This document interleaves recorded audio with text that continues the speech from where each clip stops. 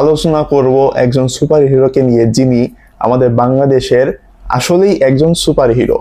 দীর্ঘ 17-18 বছর ধরে তিনি বাংলাদেশ জাতীয় দলের হয়ে খেলে গেছেন, সার্ভিস দিয়ে গেছেন, এবং শুধু সার্ভিসই দেননি, ওয়ার্ল্ডের টপ মোস্ট জায়গা থেকে ভালো পারফরমেন্স করে গিয়েছেন। তাকে নিয়ে যদি একটা কাগজে তার বিষয়ে রচনা লিখতে বসি, আসলে পৃষ্ঠা শেষ হয়ে যাবে, কাগজ শেষ হয়ে যাবে, খাতা শেষ হয়ে যাবে, কিন্তু লেখা শেষ হবে না। তিনি এমনই একজন ক্যারেক্টার, তাকে নিয়ে আপনি লিখতে বসেন, লেখা শেষ হবে না। এবং এত এত তিনি রেকর্ড করেছেন ক্রিকেটে, আসলে শেষ করা সম্ভবই না। বুঝতেই পারছেন কাকে নিয়ে আলোচনা করছি। হ্যাঁ, আমি বাংলাদেশের জান, বাংলাদেশের প্রাণ সাকিব আল হাসানকে নিয়ে আলোচনা করছি। তিনি দীর্ঘ 17-18 বছর ধরে খেলে গিয়েছেন এবং তার খেলা নিয়ে আসলে নতুন করে বলার কিছুই নাই। আমরা সবাই জানি তার খেলাটা কি। তারপর আমি একটু ছোট করে আপনাদের মাঝে বলতে চাই। আপনি বিশ্বে অনেক অলরাউন্ডারকেই দেখবেন যারা হয়তো কেউ ব্যাটিংয়ে ভালো, কেউ বোলিংয়ে ভালো, ঠিক আছে, এরকম অনেক অলরাউন্ডারই আছে, কিন্তু সাকিব আল হাসান এই ক্ষেত্রে সবার থেকে ব্যতিক্রম।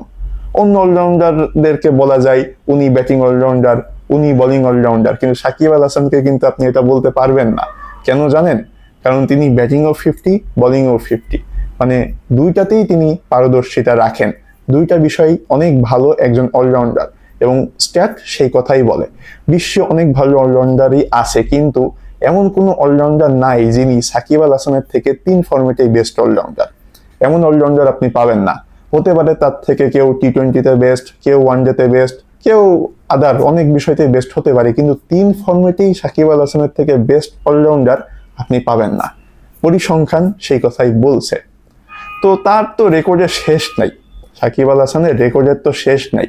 তারপরেও তার এই 17-18 বছরের ক্যারিয়ারের মধ্যে যদি একটা সময়ের কথা বলতে চাই, সেটা আমি বলবো 2019 সালের ওয়ানডে বিশ্বকাপ। নিশ্চয়ই আপনাদের সবার মনে আছে, ওই বিশ্বকাপে সাকিব আল হাসান 8টা ম্যাচ খেলেছিলেন, সেখানে তিনি রান করেছিলেন 600+ এবং 10টা প্লাস উইকেট নিয়েছিলেন, যেটা অ্যাজ এ অলরাউন্ডার হিসাবে অনেক ভালো একটা রেকর্ড, অনেক ভালো রেকর্ড। এবং আপনি খেয়াল করে দেখবেন ওই বিশ্বকাপে সাকিব আল হাসান শুধু ব্যাটসম্যান হিসাবে আপনি যদি দেখেন, টপ 3 রান স্কোরারের মধ্যে একজন। তার আগে শুধু রোহিত শর্মা ছিলেন এবং ডেভিড ওয়ার্নার ছিলেন, তো তিনি 3 নম্বরে অবস্থান করছিলেন। এবং সবগুলা ম্যাচই তিনি কিন্তু 50+ স্কোর করেছিলেন। শুধু মনে হয় একটা ম্যাচ অস্ট্রেলিয়ার সাথে, যেটাই তিনি 40+ স্কোর করেছিলেন। এর বাইরে প্রতিটা ম্যাচে তিনি 50+ স্কোর করেছিলেন, এবং এর মধ্যে 2টা 100ও ছিল, যেটা ইংল্যান্ড এবং ওয়েস্ট ইন্ডিজের সাথে। তো এই বিশ্বকাপটা সাকিব আল হাসানের দারুণ গিয়েছিল, দারুণ। যদিও বাংলাদেশ ওই বিশ্বকাপে অত ভালো করতে পারেনি, তারপরেও এই বিশ্বকাপটা বাংলাদেশের অত ভালো যায়নি, কিন্তু তারপরেও সাকিব আল হাসানের দারুণ গিয়েছিল এই বিশ্বকাপটা, দারুণ গিয়েছিল। এবং বিশ্বে সাকিব আল হাসানের কারণেই আমাদের দেশ অনেক জনপ্রিয়, সবাই এক নামে চিনে। তো সাকিব আল হাসানের আসলেই দারুণ একটা ক্যারিয়ার গিয়েছে। এত ভালো ক্যারিয়ার আসলে খুব কম ক্রিকেটারেরই আছে। অনেকে অনেক অল্প সময়ের মধ্যেই হয়তোবা ক্রিকেট থেকে রিটায়ারমেন্ট নিয়ে নিয়েছে, কিন্তু সাকিব আল হাসানের এই যে 17-18 বছরের ক্যারিয়ার, এই দিক থেকে তিনি অনেক ভাগ্যবান। হতে পারে তিনি হয়তোবা কোনো আইসিসি ট্রফি জিততে পারেননি, এশিয়া কাপ বা ওয়ার্ল্ড কাপ যাই হোক জিততে পারেনি, এই একটা আফসোস থেকে যাবে। কিন্তু তারপরেও অ্যাজ এ প্লেয়ার হিসাবে তিনি যে রেকর্ডগুলা করে গিয়েছেন, যে পারফরমেন্সগুলা করে গিয়েছিলেন, আসলেই এটা ছাড়ানো অসম্ভব, অসম্ভব। তো তিনি আসলে আমাদেরকে শিখিয়েছেন যে আমরাও চাইলে নাম্বার 1 অলরাউন্ডার হতে পারি। আমরা কিন্তু কাউকে দেখেই বিশ্বাসটা করতে পারি না যে আমরা নাম্বার 1 হতে পারি, কিন্তু সাকিব আল হাসানের মাধ্যমেই আমরা এই বিশ্বাসের জায়গাটা রাখতে পারি, আমরাও নাম্বার 1 অলরাউন্ডার হতে পারি।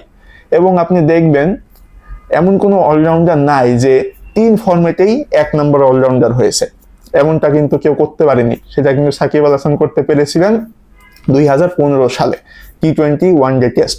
তো এটা কিন্তু চারটিখানি কথা না, এবং দীর্ঘ প্রায় 10 থেকে 15 বছর প্লাস হবে তিনি ওয়ানডে ফরম্যাটে 1 নম্বর অলরাউন্ডার ছিলেন।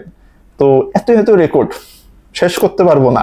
আমি যদি এখন বলা শুরু করি আপনাদেরই বিরক্ত লেগে যাবে, এত এত রেকর্ড, মানে শেষ করতে পারবো না তো চাইলেও।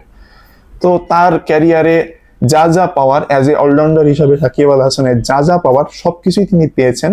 শুধু একটা জিনিস এখনো তার পাওয়া হয়নি, সেটা কি? সেটা হচ্ছে শেষ বিদায়টা।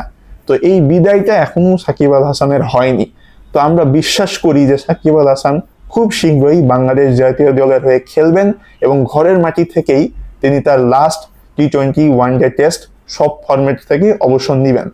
এই আশাটা আমাদের সবার এবং আমার তো অনেক বিশ্বাস যে এই ইচ্ছাটা সাকিব আল হাসানের অবশ্যই পূরণ হবে।